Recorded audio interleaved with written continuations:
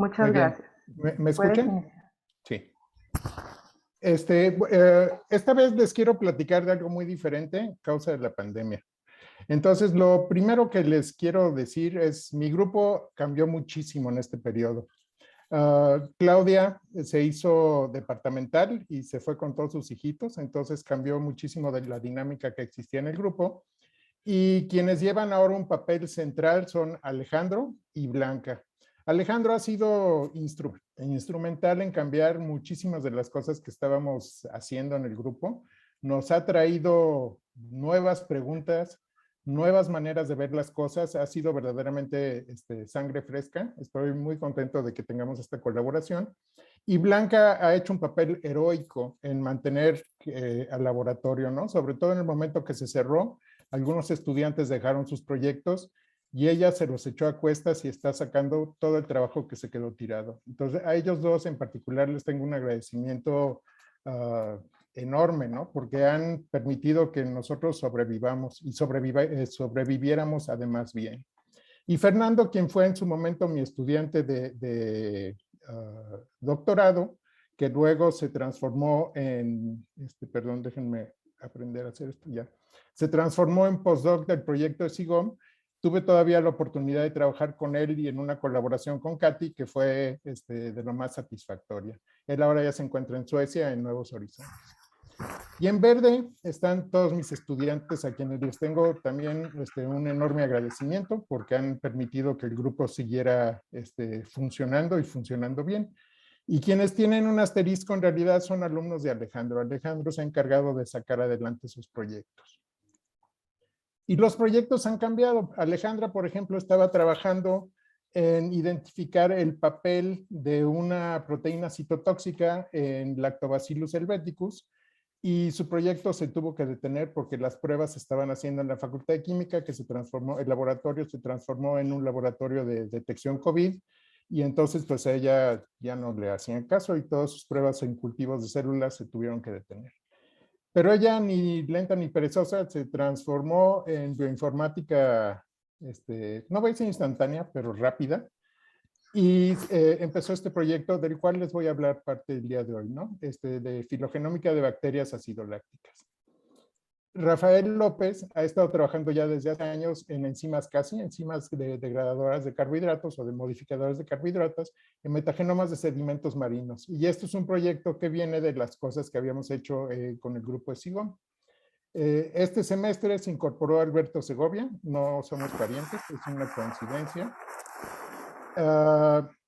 Y va a trabajar en ingeniería de clústeres de genes de síntesis del antibiótico. Es un experimento, un proyecto de carácter esencialmente experimental. Raquel se recibió haciendo el viroma del Golfo de México, es un proyecto que viene de SIGOM. Y Angélica está haciendo un proyecto de, pues casi diría de matemáticas, de descripción topológica de los barriles beta alfa 8. Porque resulta que aunque son el plegamiento más común en la base de datos PDB, está hecho con una serie de apreciaciones verdaderamente de cada quien, y entonces ella está tratando de hacer un método mucho más riguroso y mucho más preciso para hacer estas clasificaciones. Y luego, estos 4 proyectos, son directamente producto de las ideas que nos ha traído Alejandro al grupo, y es trabajar con redes neurales. Ustedes ya han oído ya N veces durante las pláticas el papel tan importante que tiene AlphaFold ahora en la biología estructural, el cambio que ha habido por la precisión del tipo de análisis que están haciendo, y esto es la revolución, yo creo, de la bioinformática moderna, es el uso de redes neurales. Y ni lentos ni perezosos nos hemos puesto a utilizarlos. Iván está utilizando redes neurales para clasificar clústeres de genes que codifican para metabolismo secundario, usando clasificadores basados en redes neurales, y aparentemente está funcionando muy bien. Alfredo hizo un modelo metabólico de un consorcio bacteriano. Este en realidad no es de redes neurales. Y luego Miguel Ángel González está utilizando la información de redes neurales para determinar el espacio de secuencia de una proteína, es decir, cuántas mutaciones puede tener. Y esa misma idea es la que se está utilizando en un proyecto en colaboración donde Dante Torres, un estudiante de la licenciatura en ciencia genómica, es la pieza central en una colaboración con Javier Soberón y Alejandro García Rubio, para ver qué tanto puede variar la proteína S, hacer un modelo de variación posible, y eso es utilizarlo para hacer predicción de los cambios que pudiera haber. Y esperar poder tener una idea de qué nuevas variantes de interés o de preocupación pudieran surgir antes de que ya estén en medio de nosotros. Y entonces, sin más, les voy a platicar de estos dos proyectos que son de dos estudiantes de doctorado. Y de antemano le pido una disculpa primero a los estudiantes porque no les voy a hacer justicia a sus proyectos. Va a ser verdaderamente una vista desafortunadamente superficial. Y a ustedes también porque estoy tratando de hacer un pegote de dos ideas y espero podérselas presentar bien, ¿no? Y entonces aquí son frases que todos repetimos, pero son verdades de perogrullo, ¿no? Los genes que están en un genoma están ahí porque sirven. Hay alguna razón por la cual están ahí dentro. Y muchos de ellos no tenemos idea de cuál es la razón. Todavía el genoma de coli, el organismo yo creo mejor conocido, tiene algo así como 25% de genes hipotéticos. Y son hipotéticos y están conservados en otros genomas. Y entonces, ¿por qué están conservados? Pues porque sirven. Entonces, este argumento circular pues no nos lleva muy lejos, ¿no? Por una parte. Y la otra es que con los genes que uno tiene, pues uno puede hacer cosas, ¿no? Entonces, la composición genética nos determina la capacidad de estar en un nicho particular. Es una medida de la adecuación. Entonces, eso, pues los dos primeros puntos, pues son, les digo, son como declaratorias totalmente circulares. Y luego la tercera, pues parece contradictoria, ¿no? Los genomas son dinámicos, pierden y ganan genes. ¿Y cuánto ganan? Pues si ustedes piensan, por ejemplo, en el pangenoma de E. coli, que son todos los genes que pertenecen a la especie de E. coli, son 30,000 genes en total. Y el número de genes que son comunes a todas las E. coli son 400. Entonces ahí hay una posibilidad de variación dentro de una misma especie bacteriana brutal. Entonces aparentemente pues hay una serie de contradicciones que se podrían estar viendo. Y nosotros hemos tenido enfoques, pues yo quisiera decir complementarios, pero no forzosamente son complementarios, espero que no sean tangenciales, para tratar de contestar estas cosas. Y entonces la primera es, por ejemplo, en un contexto ecológico, cómo se ve este tipo de cosas, ¿no? Cómo se ve el papel de la selección natural en tiempos largos. Y esto sería el proyecto de Rafa, ¿no? Y Rafa se ha concentrado en el estudio del efecto del carbono, ¿no? Cómo son los ciclos biogeoquímicos y la participación que hay en los sedimentos en particular, en la utilización y modificación del carbono que hay en la biosfera. Y entonces, este dato, 50 veces más carbono en el mar que está siendo ciclado que en la atmósfera. Entonces, Gladys hace 20 minutos nos enseñó la Tierra centrada en la Tierra y yo ahorita les voy a enseñar la Tierra centrada en el océano, ¿no? Entonces, tienen un papel importantísimo en el manejo del carbono. Es una de las principales entradas de carbono biodisponible y el 1% de todo ese carbono se deposita en los sedimentos. Entonces la pregunta muy sencilla, como siempre uno hace una pregunta sencilla y se vuelve imposible de contestar fácilmente, ¿cómo utilizan el carbono fijado en los sedimentos? Y entonces es los ciclos de carbono en el mar, ¿no? Entonces tenemos una parte que es biológica, que es esencialmente fotosíntesis, que fija este CO2, este carbón orgánico, a veces es respirado y se vuelve a liberar. Y aquí hay un fenómeno que es súper interesante. Todos los días, la mitad de las bacterias fotosintéticas mueren, todos los días mueren la mitad por efecto de fagos. Y entonces todos los restos se van sedimentando poco a poco. Y esa es una entrada importantísima de carbono orgánico a la biosfera en general. Y luego hay una serie de ciclos físico-químicos que son muchísimo más lentos, que también tenemos por efecto de la luz, la liberación y la degradación de moléculas de azúcares o de moléculas cargadas de carbono. Y entonces el dato importante es que el 1% de este carbono se va a los sedimentos. ¿Quiénes modifican eso? Y son unas enzimas que ya clásicamente conocidas. Y esto quiero agradecer a Agustín López Munguía, que se encargó de mi educación intensivamente, presentándome lo que son, ¿no? Todas estas enzimas, que son todas las modificadoras, las que sintetizan polisacáridos, las que degradan polisacáridos. y son súper conocidas, se sabe muchísimo al respecto de ellas y se sabe en dónde se encuentran, se sabe cómo funcionan, se saben cosas de sus especificidades, están trabajadísimas, ¿no? Y están trabajadísimas en una base de datos que se llama CASI, que es una base muy bien hecha, muy bien cuidada, y a diferencia de otras, lo que está ahí tiene que estar, está muy bien curada.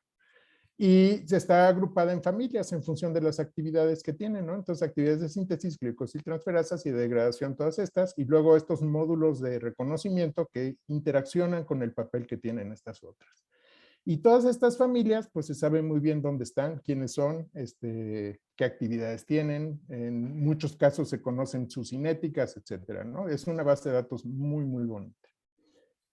Y en el mar, donde la vida es más sabrosa, pues pasan muchas cosas distintas, ¿no?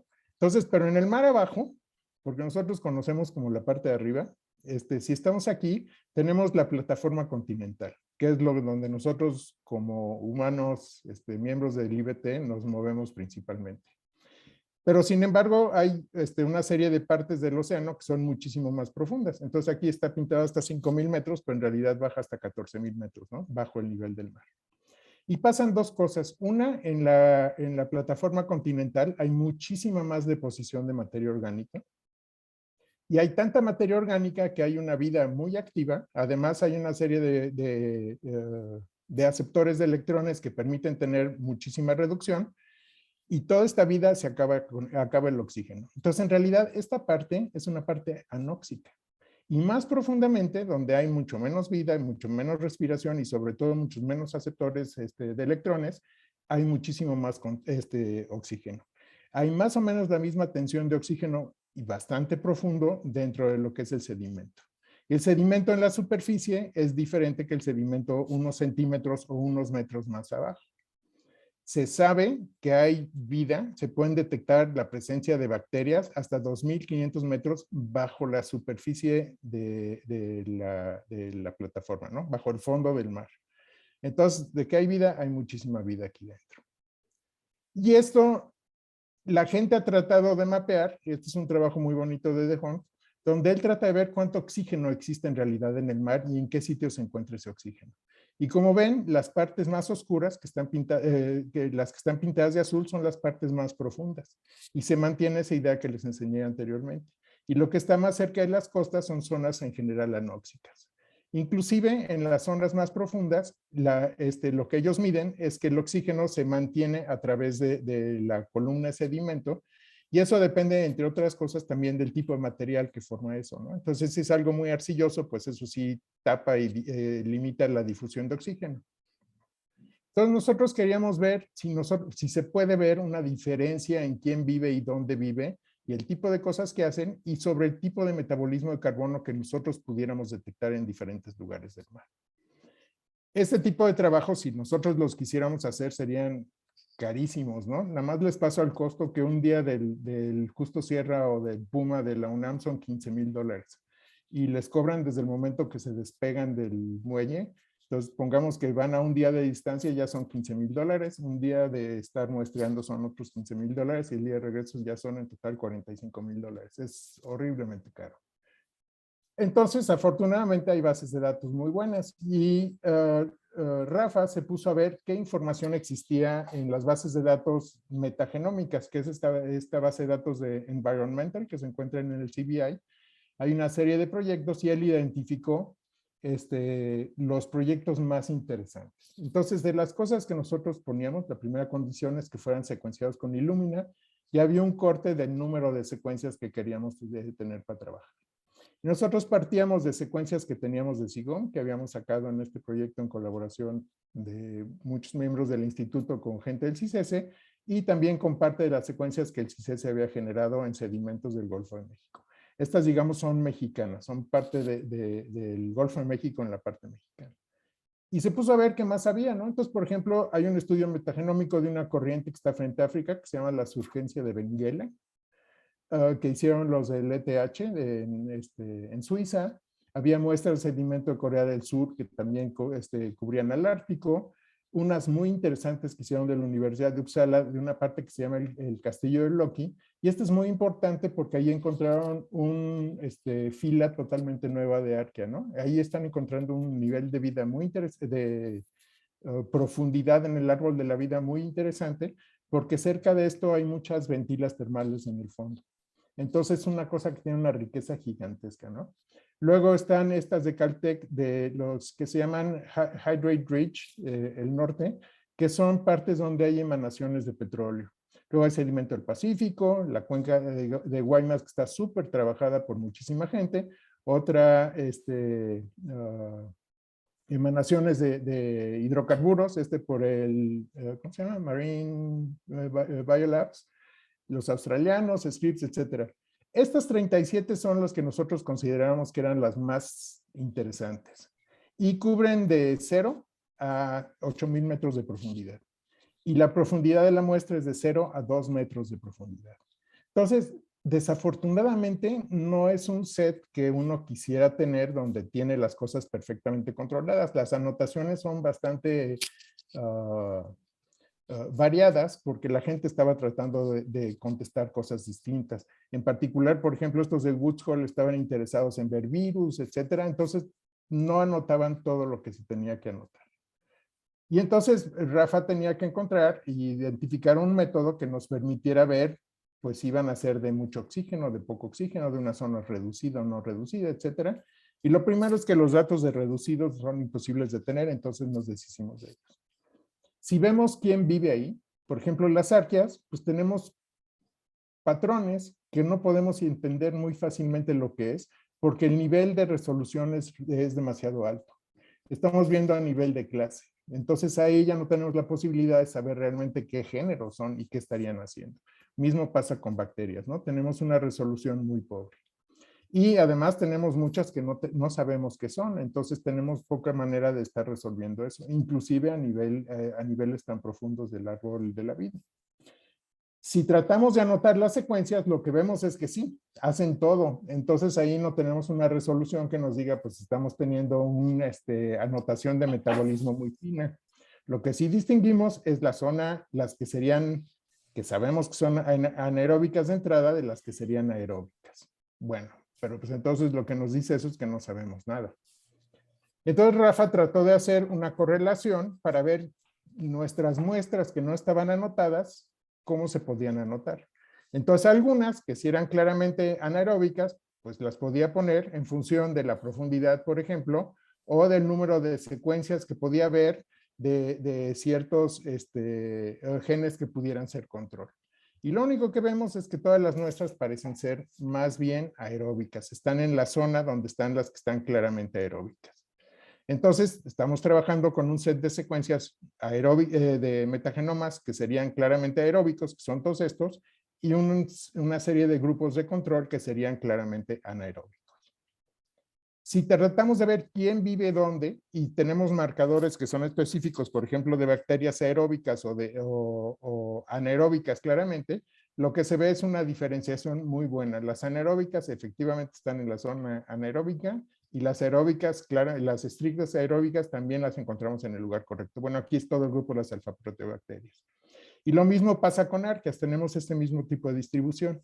Entonces, esto en realidad es un control que también nos permite, a través de la presencia de los taxones particulares, poder saber si un metagenoma se va a va a provenir de una zona aeróbica o de una zona anaeróbica, o de una zona en transición, porque algunos de ellos son muestras grandes que homogenizan y entonces van a tener componentes de ambos tipos de ambientes. Si hacemos un PCA, Rafa ya se ha vuelto un experto en hacer este tipo de análisis.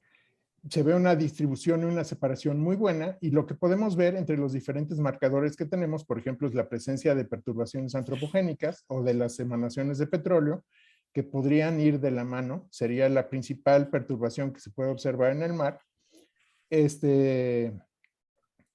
Y tiene que ver con el número de oxidorreductasas que se encuentran en la muestra, ¿no? El tipo de metabolismo que podríamos usar como indicador. Y el otro es la profundidad. No son exactamente las mismas las que están viviendo arriba de 1000 metros que abajo de 1000 metros. Abajo de 1000 metros, en general, ya es totalmente homogéneo el mar hasta la superficie del sedimento y luego de el sedimento en sí. Pero la presión es muy distinta. Entonces, si estamos viendo el sedimento ahí, pues podría haber una diferencia en función de la profundidad que hay. Y si se acuerdan de la primera o segunda transparencia que les enseñé, donde estaba todos estos cambios que son entre la presencia de oxígeno o no, esto también sería un reflejo de esto, ¿no? Entre más profundo, menos caída de carbohidratos va a haber al fondo del mar. Y esta zona estaría más enriquecida porque sería más parte de la plataforma continental.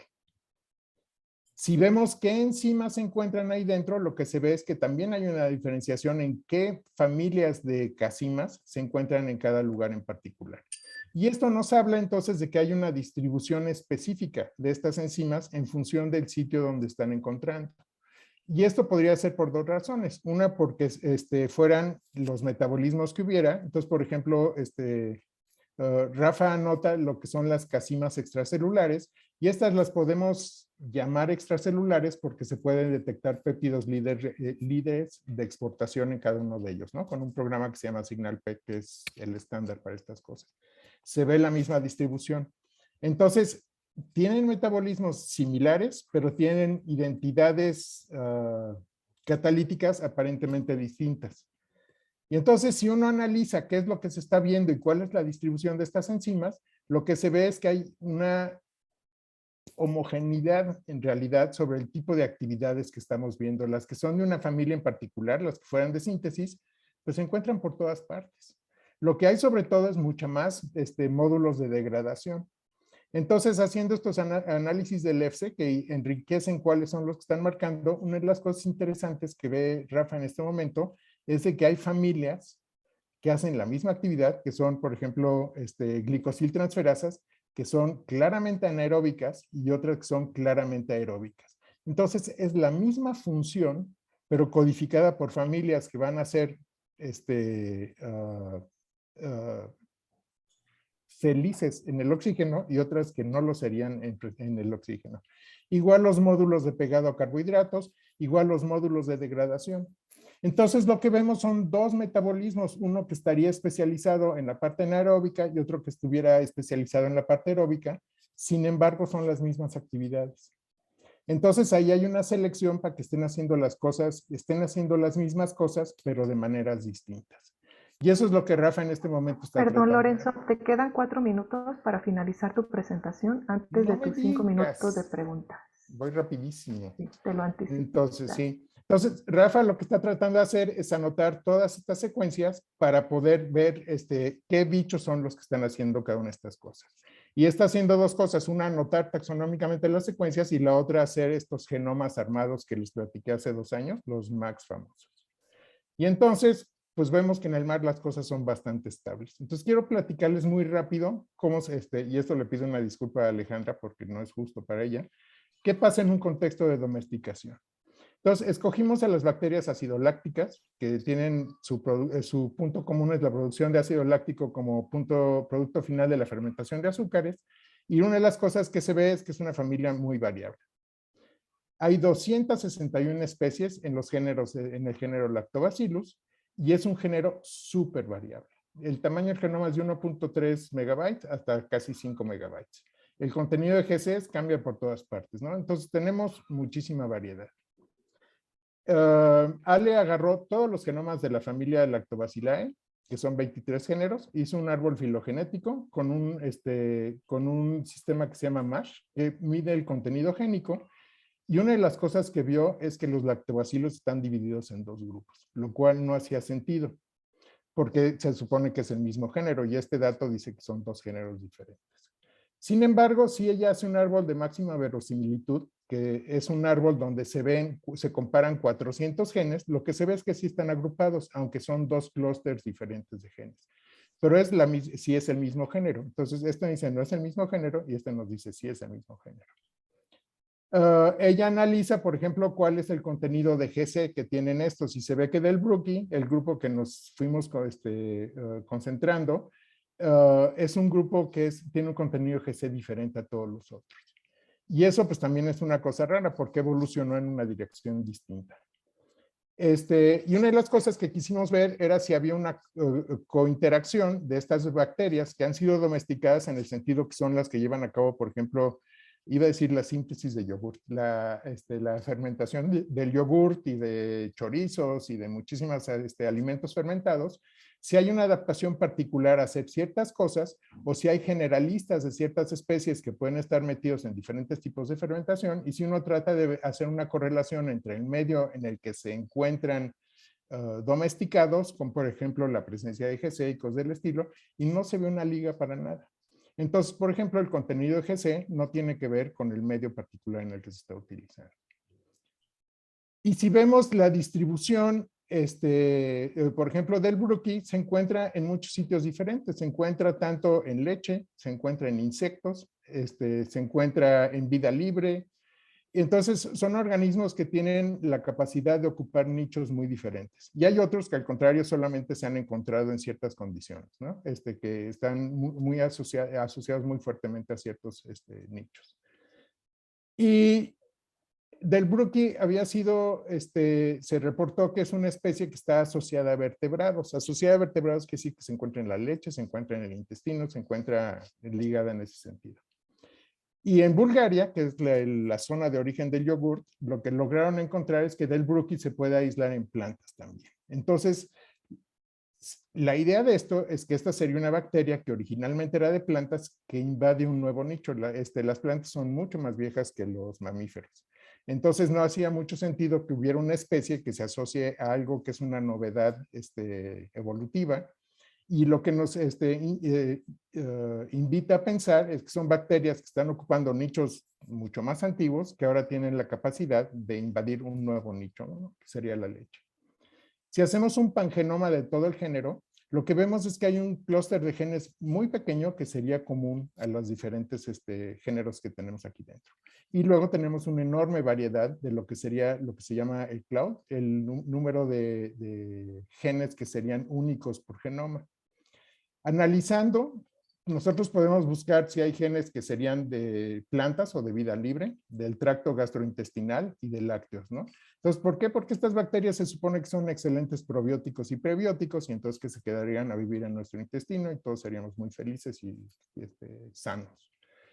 Y la parte de lácteos, pues sería sobre la capacidad que tienen de hacer el yogur, ¿no? Por ejemplo, que se hubiera seleccionado en ese sentido. Entonces empezamos a analizar estos genes y lo que vemos primero es de que no tenemos genes de adhesión al tracto gastrointestinal del Brookie, cosa que fue una sorpresa, quiere decir que como entra, sale. Y luego las capacidades de degradaciones de azúcares pues, pueden degradar un montón de cosas diferentes. Entonces ahí no hay una especialización en ningún sentido, ¿no? No es de que solamente sea hacia leche, sino que hace a cualquier carbohidrato. Y la Perdón, otra que... Lorenzo, estás en tu tiempo de preguntas. Va a ser rapidísimo esto. Ok. La otra cosa que vemos es que han perdido la capacidad de sintetizar un montón de aminoácidos. Entonces, ¿esto qué nos lleva? Nos lleva primero a dos cosas. De que, por ejemplo, han adquirido genes. Si hacemos un árbol de esta peptidasa, que es importantísima para hacer yogurt, esta no corresponde al árbol de genomas, sino que tiene un agrupamiento diferente. Fue transferida horizontalmente de un organismo cercano a del Brookie. Y la otra que tenemos también, por ejemplo, entonces esta es la evidencia que tenemos, que vemos qué genes están alrededor, y las cosas que vemos que tenemos IS, que serían marcadores de estas transferencias horizontales rápidas. Y la otra que fue muy sorprendente es que no hay una beta-galactosidasa que sea común para todas las especies de lactobacilos. Y eso es lo que habla también entonces de que hay una gran flexibilidad sobre la utilización de carbono que tenemos aquí dentro. Entonces, aunque sean del mismo género, tenemos genomas súper dinámicos que están cambiando muy, muy rápido. ¿Por qué? Porque sí son tiempos ecológicos. El yogur tiene 10,000 años o por ahí. Entonces, estos genomas se han adaptado a estas condiciones, se han variado muchísimo. ¿Qué necesitaríamos hacer? Comparar los genomas, por ejemplo, aislados silvestres para ver qué genes tienen que todavía no tengan los de yogur y entender qué cosas están pasando. Y esto es una medición de la flexibilidad de lo que tiene un genoma. Y eso es una cosa muy notoria, porque de un lado tenemos una estasis, como sería la que les enseñé en el fondo del mar, y la otra tenemos esta capacidad de adaptación extremadamente rápida. Y por último, quiero agradecer a mis colaboradores, Agustín, Javier, Katy, Rosa María, que nos ha ayudado en mil cosas, a Carmen Guachos y Amelia Farrés de la Facultad de Química, a Eria del CCG, Pablo, Alejandro Fernández, a los del SIGOM y el Laboratorio Nacional. Y las unidades del IBT que todos agradecemos, pero yo también quiero agradecer a personal que fueron súper amables con nosotros durante la pandemia para que el laboratorio pudiera trabajar y a todas las organizaciones que nos han financiado. Y les pido una disculpa por ir tan rápido al final. Gracias. Muchas gracias, Lorenzo. Pasamos a la sección de preguntas. Tenemos tiempo para una pregunta. No sé si ya tenemos en el chat o alguien levanta la mano.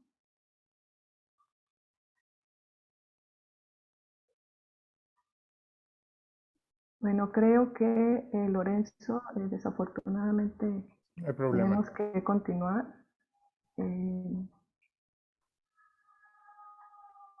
Hay una pregunta en el chat, dice Lorenzo, muy interesante plática de Luis Cárdenas. Me queda la duda de cómo los sedimentos de las capas más profundas tienen una mayor cantidad de oxígeno disuelto. ¿Esto tiene que ver con una mayor actividad de los microorganismos fotosintéticos? No, ahí lo que pasa en el sedimento más profundo, al contrario, es que hay muy poca respiración. Los organismos no están, hay muy poco metabolismo y hay muy poca utilización de oxígeno. En la parte más arriba hay un metabolismo muy activo, que es el que está acabando. Es un poco como esta mancha que está en el Golfo de México, que con toda los fertilizantes que salen del Mississippi crecen muchísimos organismos ahí dentro y se acaban el oxígeno. Y entonces eso, por ejemplo, mata a peces, etcétera. Entonces, esa misma idea es que la velocidad metabólica que tienes en la parte menos profunda, donde hay más azúcares, tienes un metabolismo muy rápido que se acaba el oxígeno mucho más rápido que en los otros. En la parte más profunda, como tienes menos metabolismo, tienes todavía la capacidad de difusión que no es competida por la respiración. Muy interesante plática, Enzo. Te agradecemos mucho la presentación. Si tienen más preguntas para el doctor Lorenzo Segovia, por favor en el chat y él las contesta en línea.